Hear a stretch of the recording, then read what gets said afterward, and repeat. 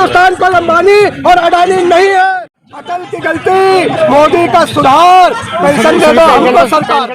जंतर मंतर डोल रहा है, इप्सा फिप्सा बोल रहा है, 9 पेंशन को डकार रहे, हम आज उनको ललकार रहे। जंतर मंतर डोल रहा है, इप्सा फिप्सा बोल रहा है।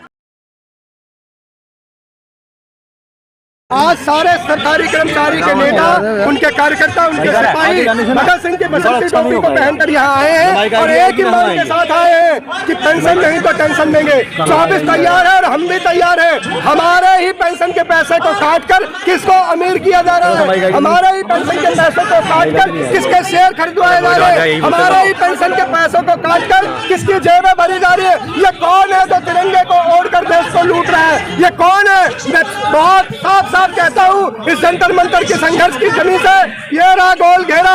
इन्हें पानी भी मिलता है, इन्हें बिजली भी मिलती है, इन्हें ड्राइवर भी है, इनको रसोईया भी मिलता है, फिर भी 9 पेंशन दे रहे। मैं कहता हूँ 9 पेंशन जो डकार रहे, हम आज उनको ललकार रहे। ये दोस्तों अध्यापकों के पेंशन काटने वाले, अटल की गलती, मोदी का सुधार, पेंशन दे दो हमको सरकार। मेरा किसी दल का निशाना नहीं है, मेरा निशाना पेंशन है। जो भी पेंशन देगा मजदूरों के, जो भी मजदूरों के हित की बात करेगा, जो भी हमारी ओल्ड पेंशन बहाल करेगा, वही देश पर राज करेगा। पेंशन नहीं दोगे तो हम पेंशन देंगे। और अभी कर्मचारियों ने हिमाचल प्रदेश में ऐसी एक अडानी ने डुबो दिया, पेंशन कहाँ से मिलेगी? ये सोचना होगा उन्हें, ये सोचना होगा उन्हें जो देश का कर रहे थे, जो झोला दिखा रहे थे, जो कह रहे थे 15-15 लाख रुपए आएंगे, आज उन्हें तय करना होगा कि दुआ गद्दारों के साथ मिश्रा जी बजट की चाशनी बहुत हो गई, जाति का पैबंद बहुत हो गया, ऊंच नीच की लड़ाई बहुत हो गई। अब तो लड़ाई सरकार की और कर्मचारियों की है। पूरा देश कल पूरा आवाम गूंजेगा और गली गली में शोर होगा कि जो चोर है उसे चोर कहो, जो चोर है उसे मिश्रा जी बजट से उम्मीद थी विरोध करेगा, वो देश का विरोध करेगा। अडानी ने अपना नाम बदल के भारत माता कर दिया, अडानी ने अपना नाम बदल के हिंदुस्तान कर रख लिया, अडानी ने अपना नाम बदल के आर्यभट्ट कर दिया।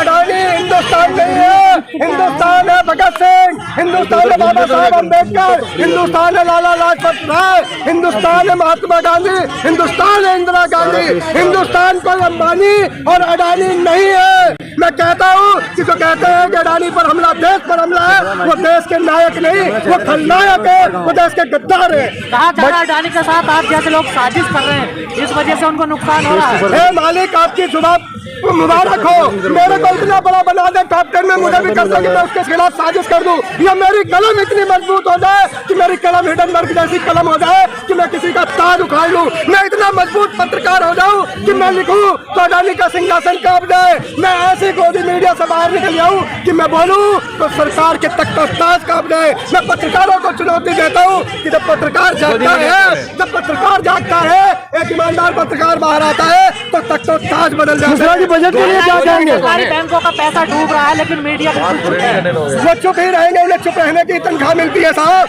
बोलने की तनख्वाह तो आप सब ले रहे हो, आप सब पसीनों बहा रहे हो। ये सोशल मीडिया में आपका इस्तेमाल करता हूँ, आप मुसीबतों में, परेशानियों में, आपको 1 मिनट में डर है कभी भी FIR दर्ज हो जाएगा, आपको डर है कोई भी घेर लेगा, कोई भी हमला कर सकता है, लेकिन हमलों की परवाह किए बिना इस काली रात में अगर दिया जला के कोई चल रहा है तो आपसे सोशल मीडिया के लोगों, आप दिया नहीं हो, दीपक नहीं हो, मीडिया का सूरज हो, आप मीडिया का सूरज हो। बजट के लिए क्या कहेंगे? बजट आज पास हो रहा है, बजट में क्या आप लोगों को रखा जाएगा?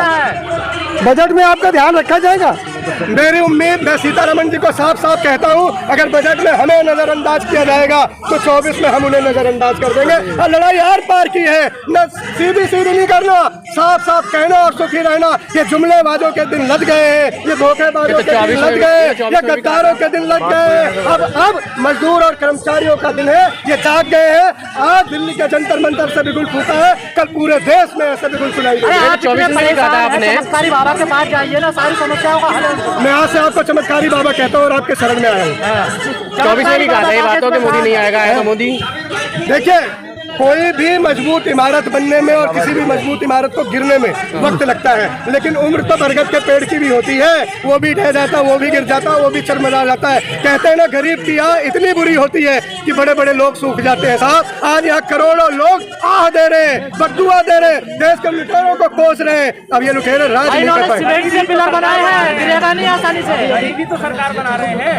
देखिए, अगर गरीब सरकार बना रहे होते तो गरीब आज जंतर मंतर पर सड़क पर प्रदर्शन नहीं करे। हो सकता है बहक के सबक से, जुमलेबाजी और झांसे राम के झांसे में आकर कुछ लोगों ने वोट दे दी होगी, कुछ लोगों ने धर्म की चाशनी का स्वाद चख लिया होगा, कुछ जाति के रंग में बह गए होंगे। लेकिन मैं नौजवानों, युवाओं, कर्मचारियों को कहता हूँ कि अगर पेट की आग नहीं बुझेगी, पेंशन नहीं मिलेगी, नौकरी नहीं मिलेगी, भविष्य सुरक्षित नहीं होगा, तो ऐसे अन्य भक्तों को क्या चुनने की जरूरत, ये चाहे कोई भी हो, कोई भी निशाना इंसान हो।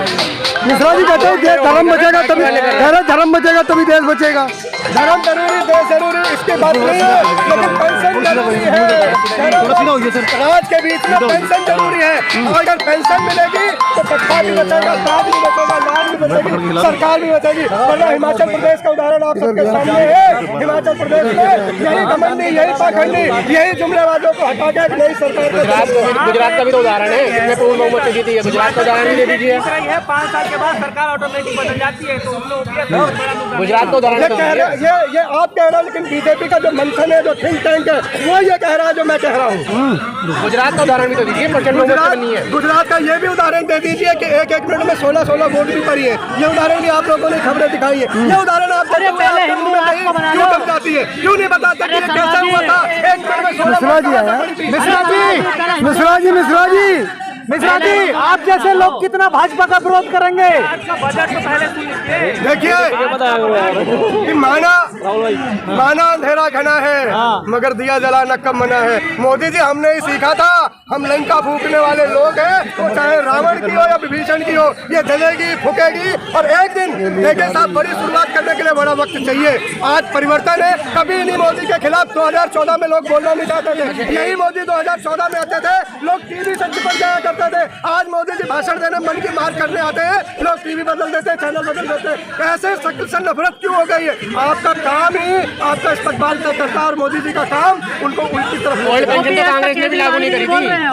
केजरीवाल भी नहीं बोल रहे थे। देखिए, हमारे भगवंत मान सरकार ने ये कहा है कि हम ओल्ड पेंशन देंगे, और दिल्ली में बोलने का मतलब तो एलजी बोलता है। साहब, हमारे पास न घर है, न जमीन है, न सर्विस है, न नौकरी है। हम तो 4 आने की सरकार चला रहे हैं। हमारे दोनों हाथ एक तरफ एमसीडी में पकड़ रखे एलजी ने, एक तरफ मोदी ने दबा रखा। फिर भी हम देश के लिए काम कर रहे हैं। और आने वाला समय में सभी राजनीतिक दलों को कहता हूँ, जाति से, धर्म से ऊपर उठ के जो मजदूर गरीब के साथ होगा, वही देश पर राज करेगा।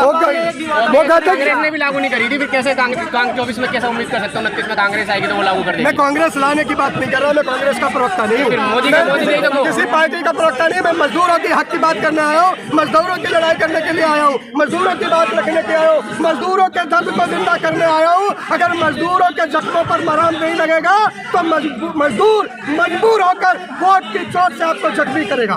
बीजेपी कह रही है आम आदमी पार्टी भ्रष्टाचारी पार्टी है। बीजेपी रोज नए नए जुमले करती है। साहब, जुमलेबाजों के कितने जवाब देंगे? बहुत बहुत धन्यवाद।